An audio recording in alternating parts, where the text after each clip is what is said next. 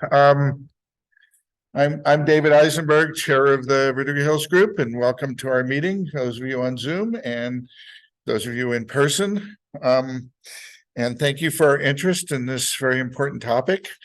I just have a couple of really brief announcements if any of you want to participate in our events.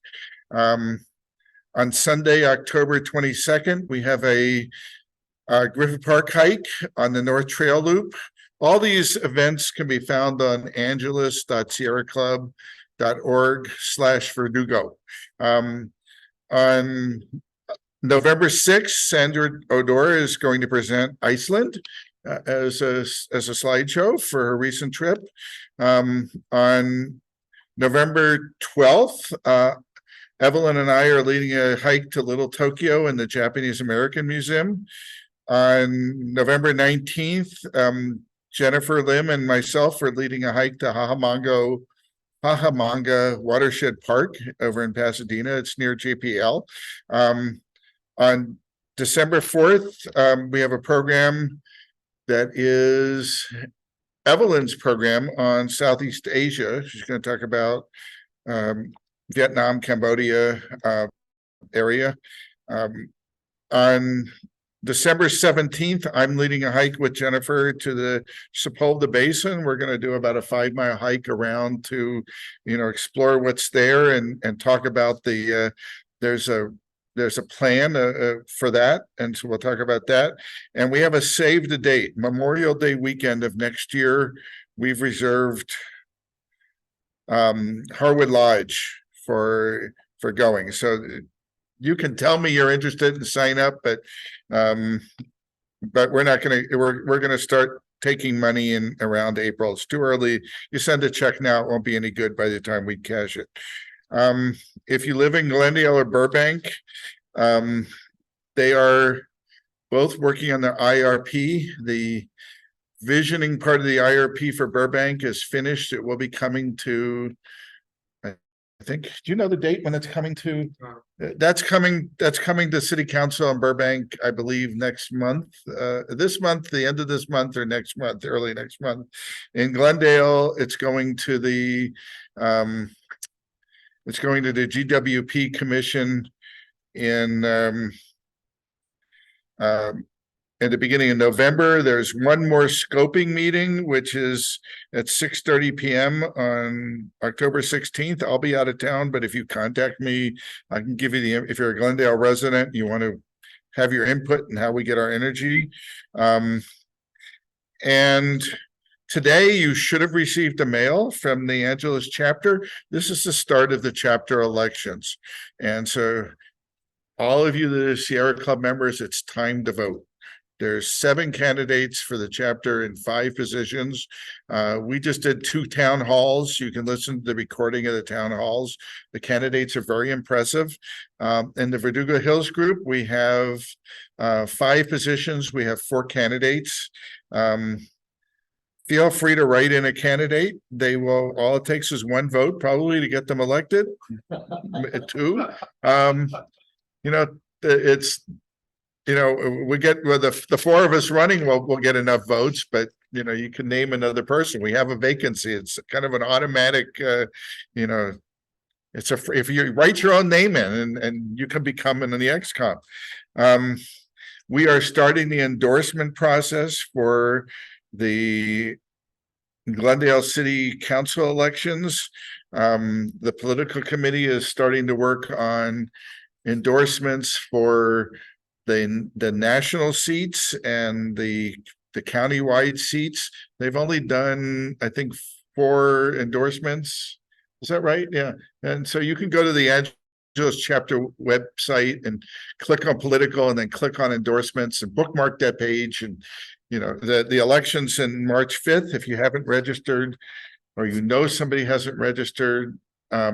We were just talking to Senator Portantino. He said the first time he ran for office in Glendale, he lost by 2 votes. That's how important voting is. So please do that. What? La Cañada? Yeah, not Glendale. Oh, La Cañada. I'm sorry. I was corrected. That being said, I'd like to introduce our speaker, who is Michael Rockmus. He is involved with the Climate Reality Project. He has been working on building electrification codes, and he'll explain all of what that means. But, you know, for our climate, gas is a major contributor to climate change. It's not just the effects of the gas that's leaking into your home right now. It's the gas that escapes from the pipes on the way to your home.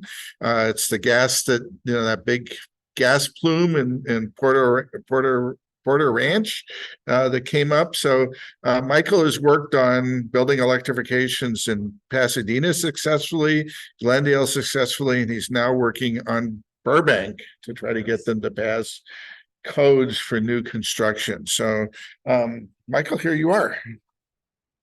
Whoops. Thank you. Thank you.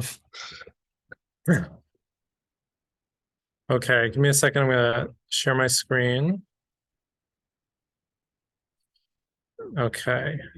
And yes, I was at the Burbank event giving a similar talk a couple days ago. Okay, let's see here.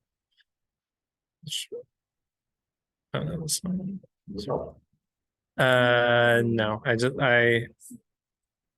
sorry. Here we go.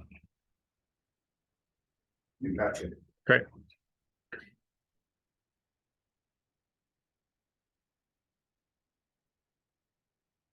Okay. So thank you for having me.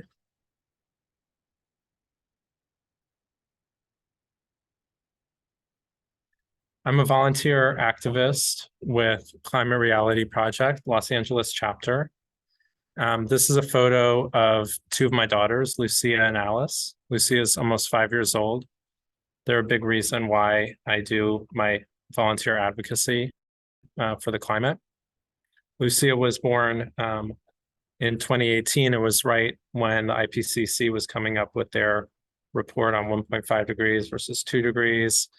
And I think the combination of that and having babies made me like freak out about climate and decide that I couldn't just wait around and expect, you know, people to fix it. I need to get more involved. So I joined Climate Reality Project, which is founded by Al Gore and is an international organization that educates on the truth of climate change and activates around solutions to it.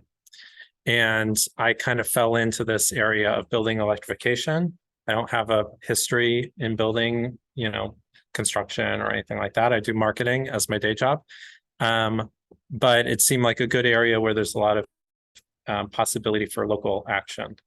And so, like David said, I have been involved, especially this kind of corner of the city, Pasadena, Glendale, Burbank. So what I want to do is cover 4 things today. The first is that burning gas in buildings is bad for the climate and for our health. The next is that the solution is proven and cost effective. And then the fossil fuel industry, of course, has fought back against local efforts to build safer homes and communities.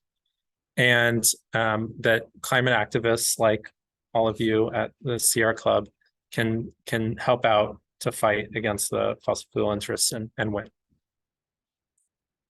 And I do want this to be, since we have kind of a smaller group, you know, I want to give opportunity for questions. So after, you know, kind of go a little bit and then maybe open it up for questions and then keep going. And Zoom participants can unmute themselves and ask the questions at that time. Great. Yeah. So yeah, Zoom participants, please participate. So just high level in terms of buildings and their impact on climate change, there's 3 types of emissions. One is embodied emissions, which are the emissions related to the construction of the building. And then there's operational emissions, which are the emissions from powering the home and the appliances in the home. So that's a mix of electricity and gas for the most part. And then refrigerants also leaking causes emissions as well. I'm just going to focus on operational emissions, but to give you an idea of kind of how they fit overall, according to the Carbon Leadership Forum, buildings contribute about 30% of global greenhouse gas emissions, and operational emissions make up about 20%, embodied emissions about 8%. So 20% of global emissions are from the fuel that we use in our buildings. So this is just a quick graph of how California is doing. This is a couple of years old, but what it's showing is 1990 emissions from the buildings versus 2018, and then versus the goal in 2030, which is to be 40% below 1990 levels. And the blue is natural gas, and the brown is the electricity, the power generation from electricity. You can see the brown is improving and it's getting lower, but blue, the natural gas, is pretty much flat. It has not gone down much at all, and they're not even projecting, based on this, that they're going down by 2030. So it shows that we haven't really made much progress yet in terms of electrifying, and also that gas appliances are always going to be burning gas. The electric power is getting cleaner every year, and eventually will be 100% renewable by 2045 is the law. And by 2035, it's supposed to be 90% clean electricity. So what we have to do is electrify everything while we're cleaning our power sector. So that means replacing all the gas appliances. This is something from RMI, just showing the impact of air pollution, not climate emissions, but air pollution that is harmful to people's health. The gas appliances in our region are about 9 times more, emit 9 times more NOx than gas power plants. And residential appliances alone emit more NOx than oil and gas production, refining, and cement manufacturing combined in our region. So they're all very small emitters, but there's so many of them, and they're emitting.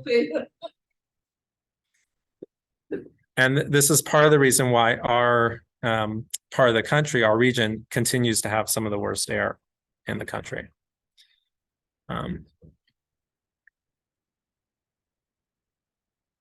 And it has a big impact. They, one study showed that the appliances in the region drive 13,000 cases of respiratory symptoms and 24,000 work loss days and over $3.7 billion of loss annually. So all the health impacts of it combined.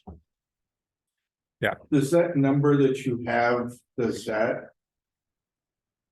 that include leakage from the pipes, or is that only in the buildings? I think this is a good question. I think it does include the leaks probably within not from the gas drilling here, but maybe within I'm not actually sure. I'm not sure what leaks it may, but they do know that they have studied recently, and that gas stoves will leak methane even when they're not being used, so their leakage is a problem. Gas stoves. Stoves. Can leak even when they're, yeah. Typically they do. It's not unusual. Typically they leak. So so there's all the pollution from these stoves, as we saw, polluting the whole region, causing our regional air to be bad. But they also cause indoor air to be bad, and indoor air is largely unregulated. And when you're cooking with the gas stove, if you're not properly ventilating, it can be worse indoors than outdoor. And so it's very important if you are using a gas stove to always ventilate when you're using it.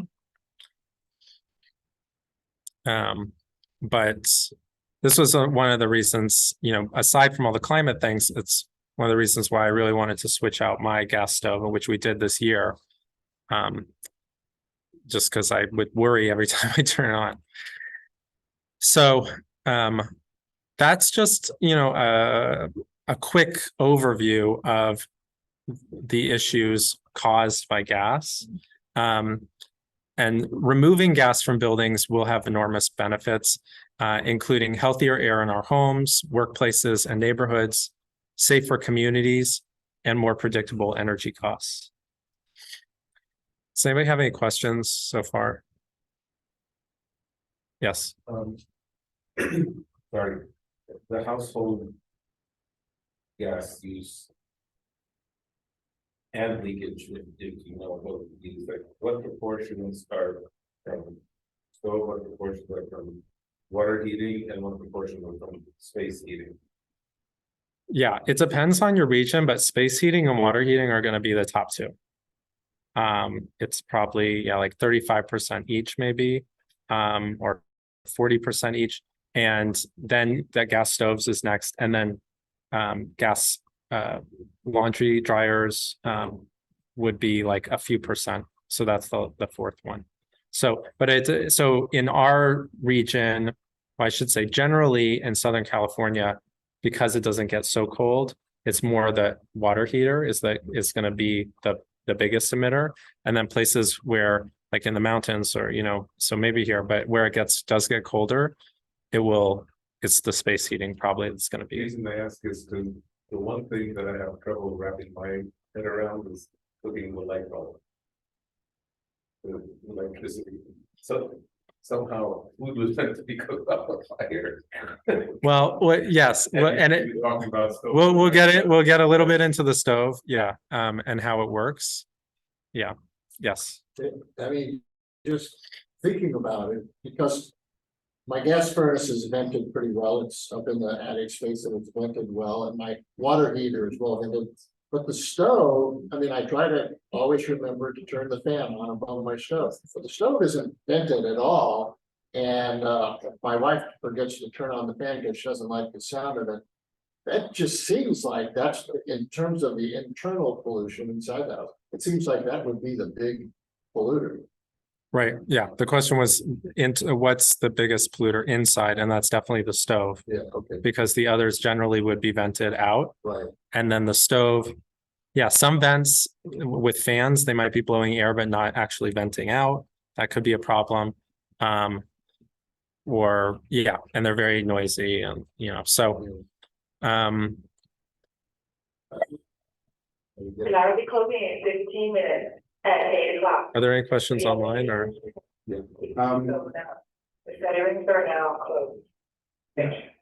I just keep thinking about the environmental justice impact of this, because poorer families, when I moved here, I didn't have a lot of money. I lived kind of on the margins for the first couple of years so I could get enough savings to get property. But I remember gas heaters in the wall, and I don't believe it was vented. Mhm. So I think that thing was burning without a vent. And I was probably exposed to it, and I have asthma now, and it could have been from that. And you kind of take what the landlord gives you, and you don't really have a lot of options. So.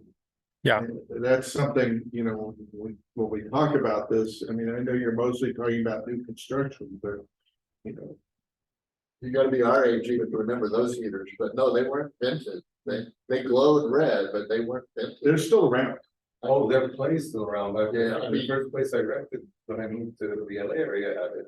I mean, I guess in old buildings, but I thought even in old buildings, they had been asked to replace them by now. No. Yeah, it definitely has a disproportionate impact because people in smaller places, it's going to be more condensed. People that are, more people within an apartment or something will have a bigger impact. So, yes, and the cost of it, of addressing it also. So I'm going to keep going. Let's see. So I always like to mention efficiency. This slide is a little bit detailed, but basically it's, there's two things that we should be focused on. One is replacing gas with electrification. The other is improving efficiency. And there are ways of designing buildings to make them much more airtight and hold their temperature much better so that they don't need to use nearly as much energy heating or cooling the building. And so this is an example of what's called the passive house standard, which involves optimizing the building envelope to reduce the heat transfer. So it's very technical, but just know that that is something that people are doing. But I'll get more into the back to electrification. So the good news is that there are electric appliances to replace all gas appliances, and they're proven, they work very well. Okay. There's, there are older generations of electric appliances, like an electric stove, right, that don't work as well, but the newer generation really do work really well. And so the two technologies that are heat pumps, which is for space heating, water heating, and clothes drying, and induction stoves. And so the heat pumps basically work by transferring heat. So they can actually move heat both directions. They can move heat into the house to heat the house, but they can also move heat out of the house to cool the house. So they replace both the heater and the air conditioner. And for people who don't have an air conditioner, upgrading, to this kind of gives them that. And they're very efficient. They actually are much more comfortable too, because they work kind of more in a steady way versus a heater will heat up and then it'll push the air out at you, and then it'll kind of turn off, and then it'll heat up and it'll push the air out at you. And so you're kind of always getting hot air or cold air like blown on you, versus a heat pump kind of just holds the temperature. And then when it comes to stove, the induction stove uses magnetic fields to directly heat up the pan. And so it only works with pans that work with magnets that a magnet could stick to. Steel. Steel, yeah, I think there's a few kinds, but basically if you have pans at home and you take a magnet and the magnet will stick to them, you can use that pan. Cast iron will work, yeah. In other words, I would have to get rid of my pans, get new special pans. Well, what I'm saying is that you might have to, but you might not have to, because you can test them basically. So take anything, any magnet, try to stick it to it. Supposed to get to the environment. But so you do, so when we got ours, there were a few pans we had to give away, and then but we had plenty that worked, and the cast iron works, so that's nice. And they're completely flat. They're much faster than gas. They don't heat up the space around. It's super efficient because it's actually just heating up the pot itself. And so if you put your hand right next to it on the stove, it won't be hot. It'll be hot where the pan was, because the pan is kind of the glass is getting hot. And so it's safer if, you can't start a fire with it. You can't, it's very difficult to like burn yourself with it. And they're completely flat, so they're super easy to clean, which is I love about it, because our old stove was just constantly really dirty and disgusting. And it's with, this, it's just like wipe it and it's clean. So they work very well. So I want to talk a little bit about the policy now around building electrification. So we know we have to take the gas out of the building. So the question is like, what's the best way to do that, right? And one thing I think about is when you have a problem, the first step is just stop making it worse, right? And so that's where a lot of the focus has been on new buildings and preventing new buildings from being built with gas, because every new building that's built with gas is a building that eventually will have to be upgraded to electric. So that has been kind of the biggest focus so far.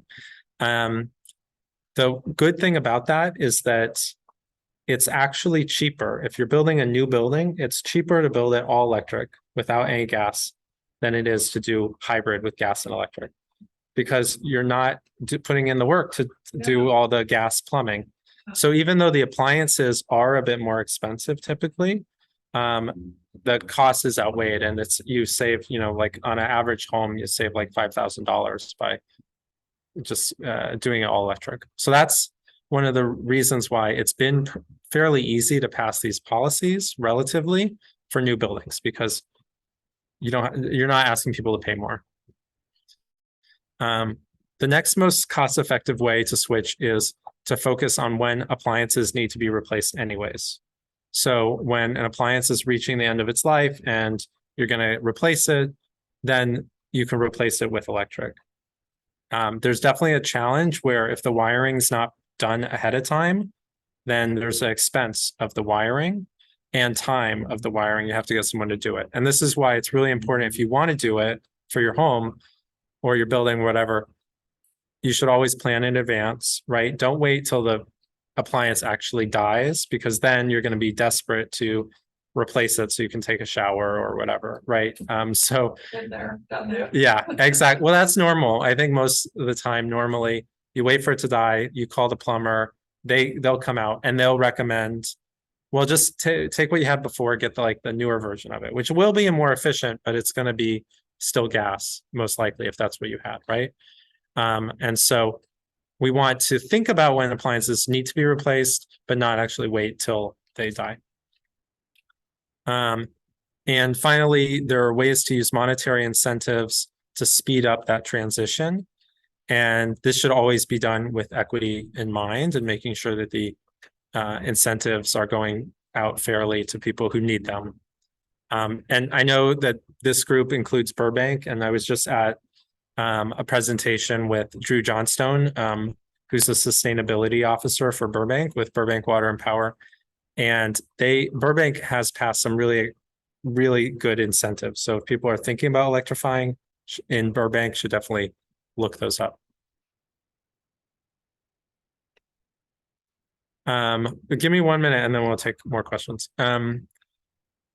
So in terms of what policies are already in place, the state in California, the Energy Commission regulates emissions through what's called the Title 24 efficiency requirements. Those are statewide regulations that are updated every 3 years. And they basically set an efficiency budget for different types of buildings and other baseline requirements such as rooftop solar, battery storage.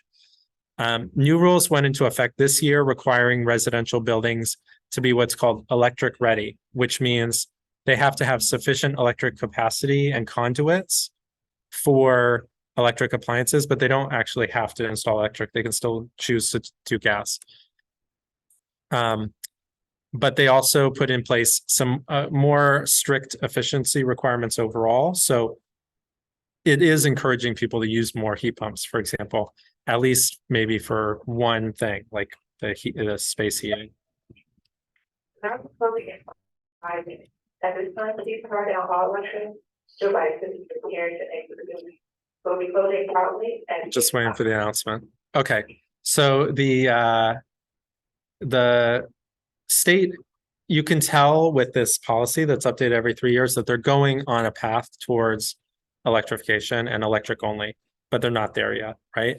But what they do is beyond the baseline standard, they encourage local jurisdictions to go further by adopting what are called reach codes. So individual jurisdictions can set stronger standards than the state if they just choose to, and that's called reach code. So, yeah, did you want to ask a question? Or, Yeah, since I don't live in either of the cities, I'm interested in, is anybody working with the county? the county is working on these things. Yes, I don't know exactly what policies are right now. I think they're kind of in the works on some stuff, but there probably are some That would incentives. be something that I would be interested in volunteering on. Okay, that's good to know. This came up with the previous slide and the rule of apply for buildings and upgrades. That was kind of what I was gonna ask. So does this apply to, when it says buildings, it's residential and other? Yes, So, yes, and the other question I had was, you know, a lot of people will take house and essentially tear it down a little bit. Technically not, so then they can live around some other rules. What defines a substantial upgrade now that I see that here? Like 50% of the house, 75, 25? What is that threshold? Is it a numerical percentage like that, or is it messier? these are really good questions. So the questions were about what types of buildings are covered by this state code, and what, in terms of substantial upgrades, what defines a substantial upgrade. So in terms of buildings, is all building types, they have different rules for different building types.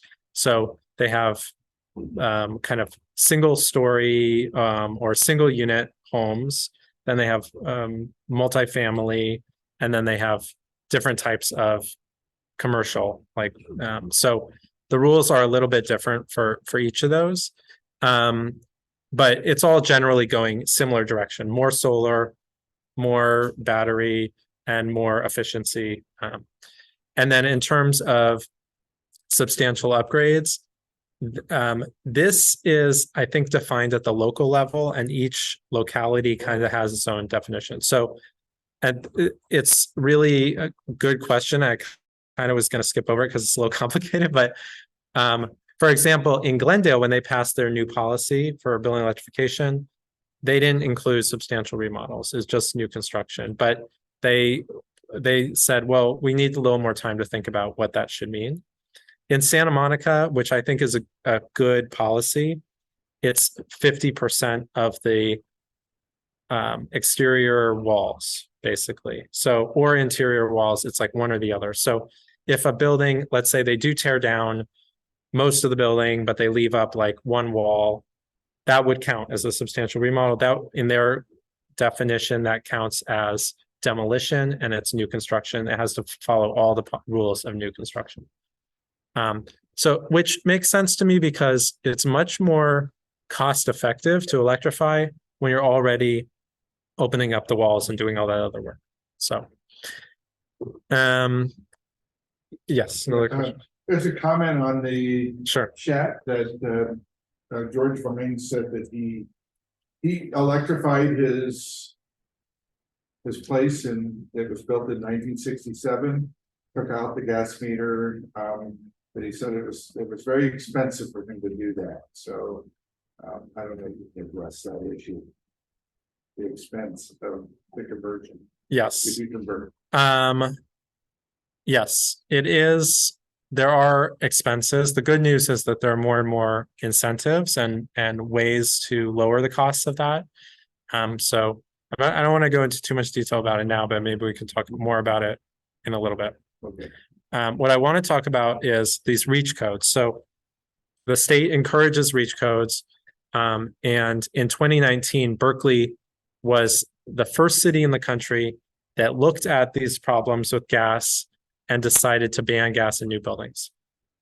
And the ordinance they passed works by banning gas hookups for new buildings. So the new building just can't hook into the gas infrastructure, ensuring that the buildings are all electric.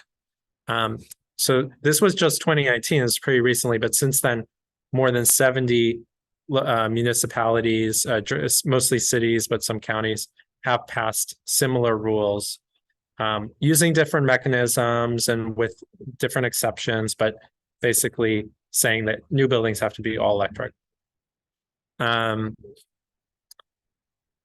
At first, these were all in Northern California, and it was only in 2022 that there were victories within LA County, and we got some cities in LA County. So that Pasadena was the first one that passed a all-electric reach code. And then Glendale, Agora Hills, Santa Monica, and the city of Los Angeles have all passed these codes. And since we have Glendale people here, I want to talk just a little bit about Glendale. Glendale's reach code is actually really good. The one issue that we want to improve is the substantial remodels portion. But it went into effect January 1st this year.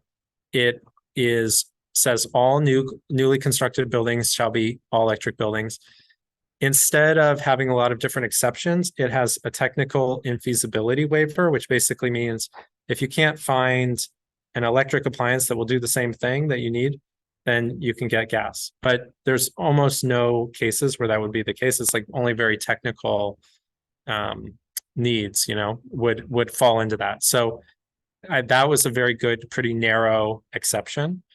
And then they have an economic infeasibility waiver for commercial kitchens. And so, which is pretty common that commercial kitchens are exempted.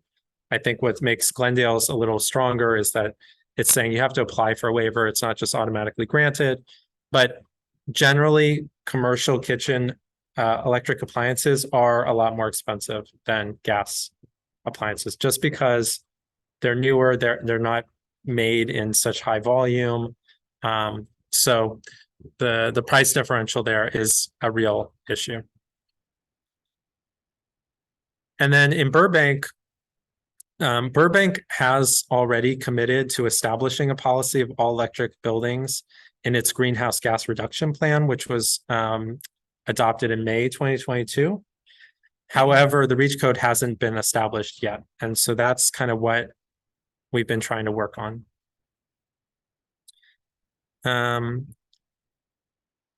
So as you can imagine, with all this happening the last few years, the gas utilities have been very unhappy with this. There's a lot of utilities that actually do both gas and electricity, like PG&E in Northern California does both, and they decided not to oppose these laws because they can make money either way. And so that's the main reason why in Northern California it was passed a lot more of these policies more quickly. And electric utilities like SoCal Edison have been supportive, but gas utilities, especially SoCal Gas, have fought these laws through deception and propaganda. Yeah. So SoCal Gas created a front group called Californians for Balanced Energy Solutions and funded it illegally with ratepayer money. In 2020, a PR firm working for the group posed as a Culver City resident on Nextdoor to scare residents as part of a campaign against a REACH code in the city. And their campaign was successful. The city was scared off, and Culver City still doesn't have any kind of all-electric REACH code. In Santa Barbara in 2021, a campaign funded by SoCal Gas sent anonymous text messages to people, trying to scare them about what the city was doing. And in that case, they were unsuccessful. Luckily, Santa Barbara, they stayed strong and they passed an all-electric code. And then this flyer is from a similar campaign, what's called an AstroTurf campaign, where you could create a fake grassroots group in Sacramento. And Sacramento also, they did end up passing a policy, but they did put in some concessions that might not have been there otherwise. SoCal Gas and its front group also employed the restaurant industry in their campaign against the all-electric REACH codes. And they recruited Latino and Asian chefs to spread the false message that their cuisines were incompatible with electric cooking equipment, which plays to progressives' cultural sensitivity concerns, which are valid. But there are electric cooking equipment for all these types of uses and all types of cuisines. And SoCal Gas also funneled money to the California Restaurant Association, using the group to circulate misleading studies and funding a lawsuit against Berkeley's ban on gas, that original ban on gas. They later admitted they illegally billed customers $1.1 million for fees paid to the law firm used by the California Restaurant Association to sue Berkeley. So that lawsuit was initially dismissed, but the CRA appealed to the Ninth Circuit, and in April, a 3-judge panel voted to overturn the lower court decision, ruling that a federal law related to appliance efficiency preempts Berkeley's code. In my opinion, that decision is just wrong on the merits. It's an example of judges coming up with an ideological decision and inventing law to justify it. Berkeley has filed for a petition for rehearing en banc, which basically means that a larger 11-judge panel of the Ninth Circuit could choose to review the case and come up with a new decision. But right now we're waiting for the court to decide if they're going to accept that petition. So the ruling, like, it's kind of on hold in the meantime, but what this has done is really put any efforts to pass all electric reach codes at a standstill in California. I don't know if that's what's happened with Burbank. They set it aside. They said, let's hold on. Cities are really worried about being sued. Even the state of Washington, they delayed their heat pump rule by 120 days when they were, I think, sued or threatened with a lawsuit under this kind of theory. And it's really murky what's going on with cities that have already passed this. If they're still enforcing it, what would happen if someone threatened to sue, So it's made it very difficult to kind of do this type of work. I've been thinking about what we can do in the meantime while we're waiting to see what will happen with this if the court upholds this decision. What I don't think we should do is let these 3 judges, the 2 of them are Trump appointees, one is a Reagan appointee. They're 3 of the most conservative judges on the appeals court. I don't think we should let them kind of choose for us what we can and can't do to protect our communities and our families, right? We still got to do something to get gas out of our homes. So I have a few things I'd like to suggest. The first is just speak up, educate our communities and local elected leaders about the health dangers of gas stoves and other gas appliances. We can talk about, how cool the replacement appliances are as well, but just really get the word out there about why it's important to make the switch. And then second, there are all these incentives that are available, both federal money, state money, even local money. And so really helping our residents and businesses in our communities take advantage of that money, become aware that it's available. And there are some tools that I would recommend. One is called Rewiring America. That's a national organization, and they have a calculator, an IRA calculator, that will tell you all of the incentives you can get from the IRA to electrify, buy EVs, things like that. And then the Switches On is a group. It was a campaign founded by the Building Decarb Coalition, and they also have a similar tool that will give you, will tell you all these incentives that you can get. Okay, and then the third thing is supporting appliance emission standards at the South Coast Air Quality Management District. So this is one of the most exciting things that's happening right now. Northern California, AQMD, passed these kind of zero emission appliance standards already, and now South Coast is looking at it. And South Coast Air Quality Management District has a huge regional impact. It's like bigger than the county of Los Angeles. And they get their authority from the Clean Air Act. And so they have a legal requirement to pass rules that will clean the air in our region. And so it's thought that the Berkeley ruling would not apply to what South Coast does. So they're looking at emission standards that would basically say that you can only sell appliances that don't emit NOx, basically, and like other air pollutants, starting in maybe 2030, something like that. So the hard thing is that it's not a foregone conclusion that they're actually going to be able to pass this or that their policy will be strong. We really need to show support for it because there's regulatory capture and there's the gas utilities that are going to, continue to push back and try to scare people.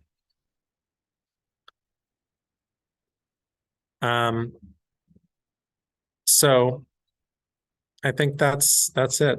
Yeah. Questions? Yeah. Right?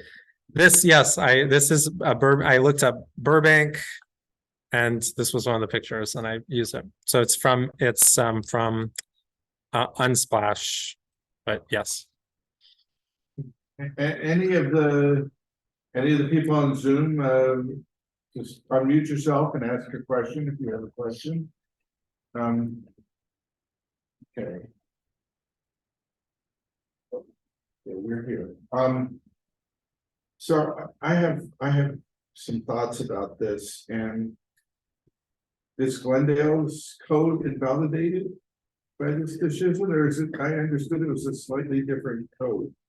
Yeah. So what's interesting about the Berkeley lawsuit is Berkeley actually used a very unique method for their rule. They banned the gas hookups, right? And they did not use a reach code. They didn't like build onto the state code. They used their local, police powers, local powers to do this. And so there's definitely an argument to be made that cities that have a reach code that used a different mechanism shouldn't be held to this court decision because it's different circumstances, but a lot of cities still are kind of wary of being sued. What I've been told is Glendale is continuing to enforce their policy right now. So that's good. I do see a hand. Carol?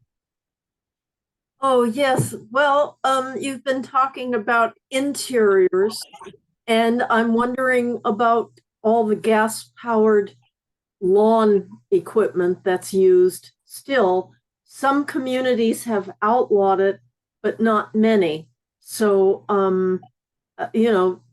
just everything that's used, it seems, runs outside, that is, to trim hedges and cut grass and blow leaves around and so on, runs on natural gas. And if you live, Yeah. So I think they actually run on oil or gasoline. Gasoline. But it's the same idea. Gasoline. It's fossil fuel, and it's really dirty, and it's really terrible for the people who are doing those jobs, which are not paid very well, right? And they're hurting their ears, they're hurting their lungs by operating that equipment. And again, there's electric equipment that is available that is much lighter to carry, much quieter to use.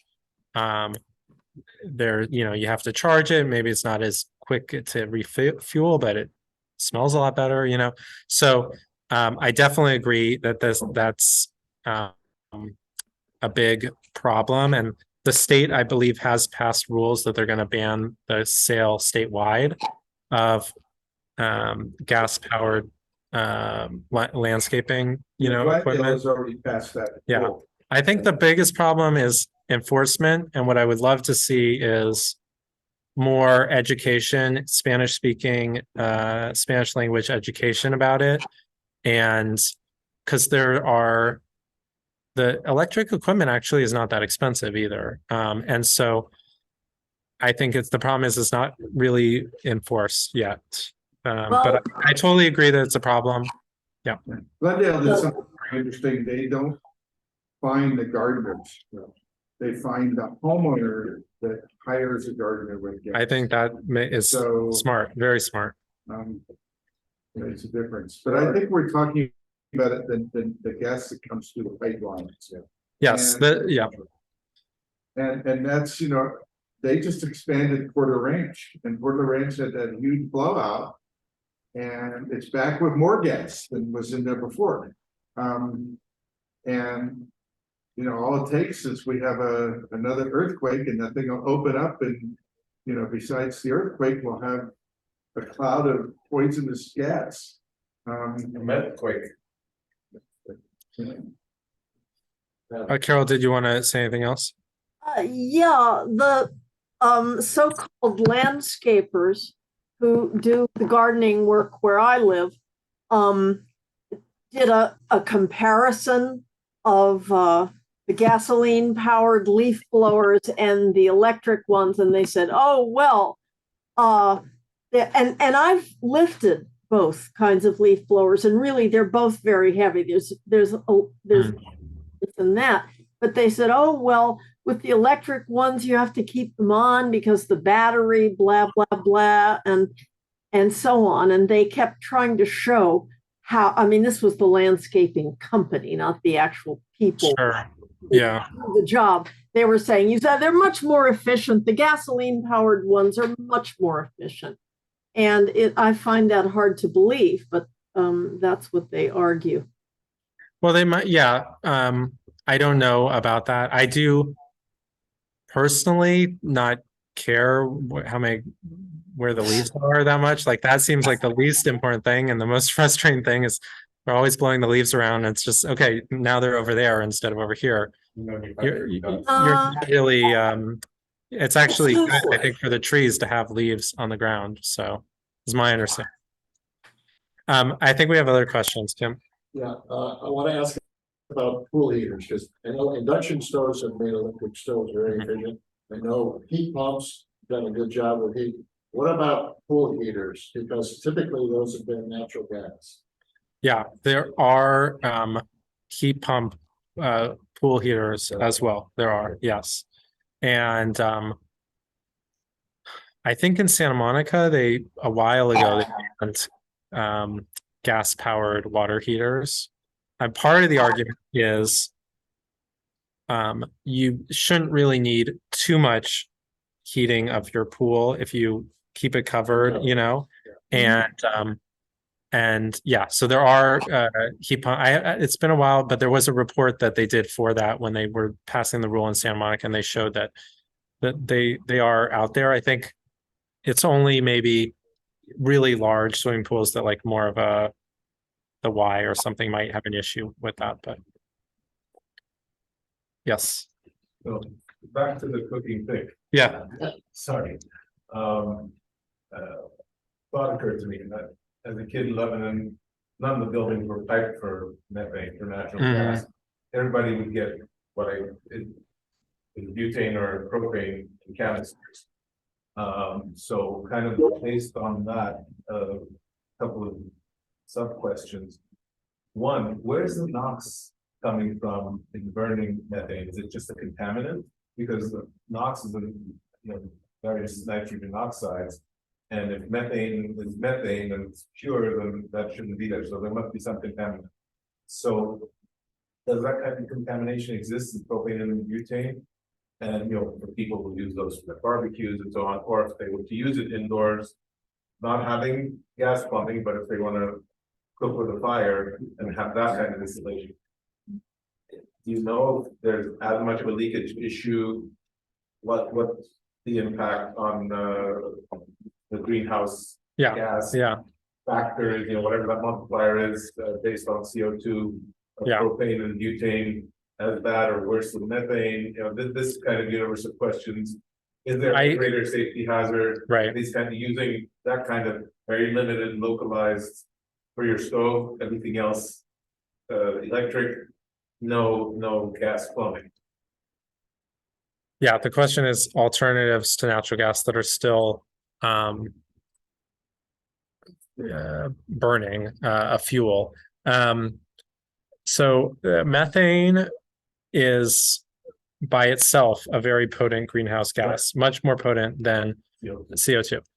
But when you are using methane to heat your home or cook, it's being burned and it's no longer methane. It's not what's going into the air is CO2 and things like that. So the NOx, I don't know exactly what's in there causes NOx. I know that what we call natural gas has more than methane. It's mostly methane, but there's other things that they put in there. Benzene is in there. Benzene, And yeah. natural gas, burning methane releases benzene. And it's very toxic. Right. So Benzene doesn't have nitrogen in it either, so that still doesn't answer the NOx. It's the heat of the reaction from the flame that, Say again? it's the heat of the reaction from the flame that causes the nitrogen to combine with the oxygen. That's where. So the source of the nitrogen is atmospheric, not in the gas. Right, but it's the way, because you're burning it in the open, that's the issue. That's what some of the pollution issues are with Grayson and the Schultz Canyon, because it's not just it's not just that. And even burning, you would think that burning hydrogen, as they keep talking about, will convert the natural gas to hydrogen. And the studies have shown that burning hydrogen actually releases, it's a hotter temperature, releases more nitric oxide than burning natural gas. It's even a worse pollutant. You would think it's a clean energy, and it would just hydrogen and oxygen make water. You would just get water vapor, but Right. it turns out that it creates nitric oxide. And especially when combined with natural gas, when they say, well, we can use 30% natural gas and 70% hydrogen, so it'll be cleaner, and it isn't. So that's where the nitric oxide is coming from. It's part of the reaction. So I think the answer is other similar things will also have similar outcomes in terms of pollutants. So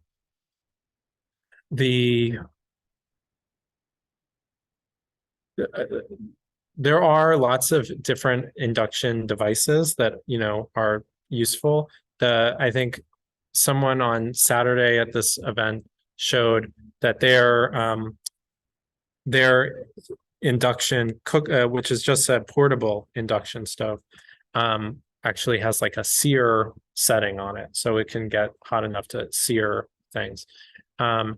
And you could always get like one of those really small like little flames and just do it for like, okay, I'm just gonna like add the little bit at the end,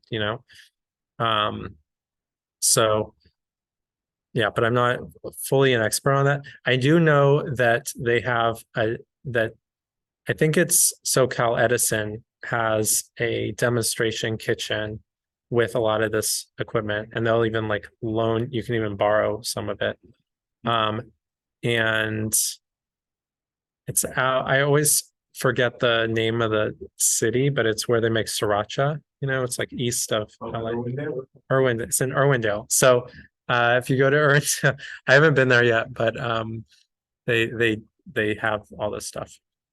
I took a cooking class that used induction burners, and I always stuck, because I had electric stoves a lot, when I was younger, and they'd be horrible. They take forever to heat up, and then they're hot for 15-20 minutes. You can burn yourself on something that looks cold. And I tried this induction, and it heats up very fast, way faster than gas. And they had a dial with like 30 settings, so you can actually set how you want your temperature to be. You have way more control over it. There's not very much on my gas stove difference between a halfway setting and the full setting.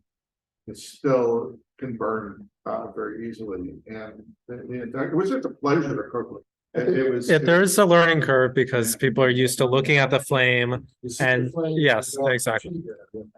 So, but it's like the stove I have, it's a more affordable one. It has 8 settings. It's like from 1 to 8, but after a few times you kind of realize, okay, if I do the eggs at 4, they'll like cook too fast, they'll dry out. But if I do it at 3, they'll be like perfect, so it's a learning curve, but it's good. And then they are faster. Like if you want to boil water, you just turn it up to the high setting and it's really quick. So Part of the client's question too was, is propane any better than methane?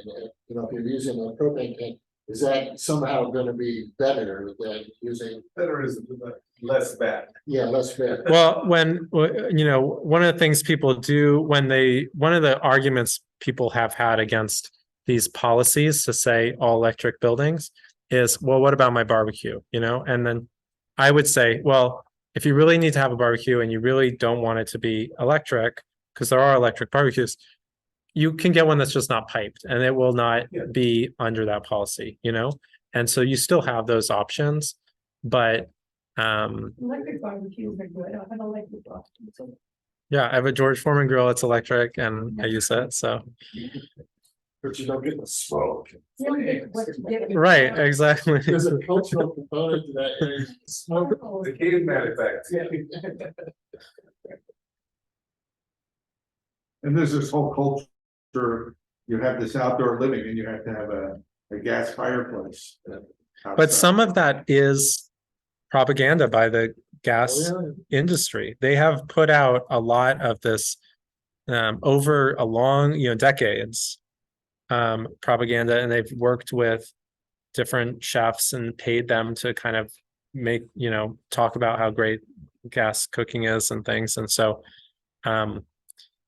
it's A lot of the cooking shows show that too. The gas stoves, I mean, chefs use those big gas stoves and you see the flambe and all of that going up and, it's sort of a happening when you're watching it. I think that cultural component of seeing chefs cooking with gas is really a tough Thing argument. that is we had with the cigarette company. Yeah. That takes a lot of. Yeah. Movie stars smoke and sophisticated people smoke. well, there is more and more about these high-end induction stoves. There are chefs that will talk about that they prefer them or they've switched to them. And so I think eventually it will be more of a status symbol, instead of like the Viking gas, whatever, it'll be the really fancy electric induction stove. And we talked about the dangers, the indoor air. Think about for the people who work at a restaurant, because they have so many stoves going at once, going kind of nonstop. It gets really hot there, right? I've heard rumors that like OSHA is going to create rules about temperature and make it so that you can't have a workplace that's that hot. And then they spend a lot of money on air conditioning, which, so that's another benefit of this, once we can kind of get over the hump and get more people using it. Well, it sounds, I don't see any questions online and want to thank you a lot for coming and even though it's a small audience, we did record this. I will send the recording out with our next newsletter. And so thank you very much. Thank you. Thank you. Thank you all. Bye, everybody on Zoom. No, don't say bye yet. What? There was something that just happened today. That's what I want to talk to Kim about also. The political committee is setting up a retreat mostly for itself, but Do you want to sit here so you can be? I There's don't a couple of think people.